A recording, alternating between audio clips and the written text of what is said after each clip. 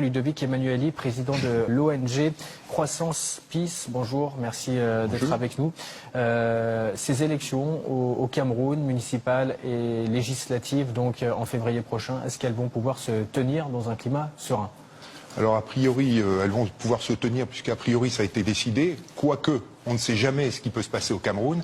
Dans un climat serein, ça va être extrêmement difficile, puisqu'on a une opposition qui a déjà demandé le boycott, boycotter donc ces élections.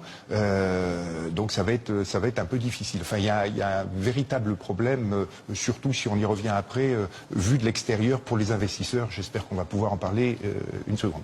Il y a aussi surtout un problème dans le nord du pays, entre la partie francophone et la partie anglophone. Tout à fait. Alors la partie nord du pays et sud-ouest qui sont un peu en ébullition. Et s'il y avait des élections là-bas, elles seraient extrêmement difficiles, puisque dans ces régions-là, l'organisation d'élections va être certainement compromise eu égard aux différents conflits qui existent, que ce soit à partir des anglophones ou plus au nord avec les groupes terroristes, et donc ça va être quand même assez difficile.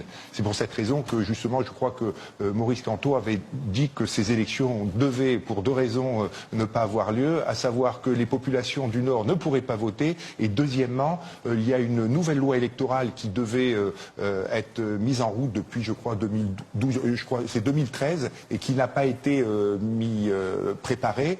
Cette nouvelle manière de voter devait être préparé par le président actuel, Paul Biya, et peut-être l'opposition. Oui, parce que Maurice Kamto prône une réforme pour éviter des tensions post-électorales. Exactement. Alors, le problème, c'est que si on vote et qu'ensuite il y a des problèmes où il y a de la contestation, ça va poser quelques soucis. Bon, actuellement, le gros problème est un problème interne, mais ça, c'est aux Camerounais à résoudre ce problème.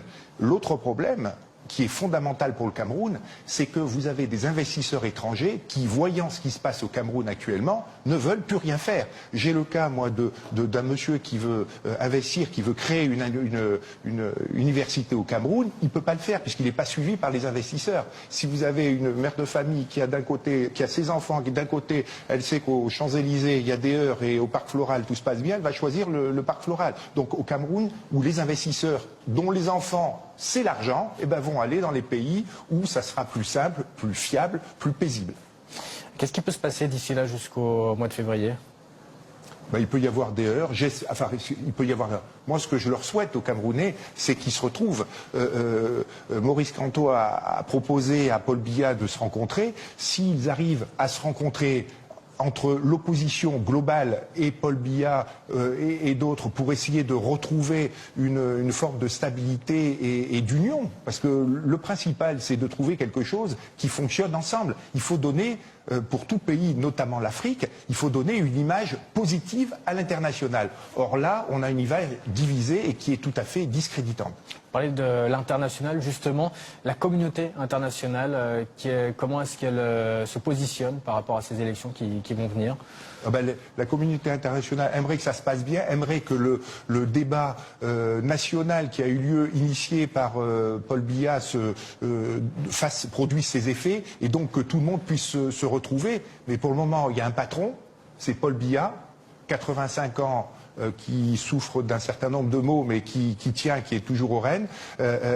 Comment ça va se passer? Je n'en sais rien. La seule chose qu'on peut leur souhaiter, c'est réunissez-vous, unissez-vous, trouvez des solutions communes qui soient bonnes pour les populations et pour le pays. Donc la réunion. Est-ce qu'il y aura des observateurs internationaux pour superviser ces élections? Alors, a priori, il y en aura quelques-uns, mais je n'ai pas eu d'écho concernant l'ONU ou d'autres organisations, mais a priori, pas. Merci Ludovic Emmanueli d'avoir répondu à nos questions. Je rappelle que vous êtes président de l'ONG Croissance Peace. Merci.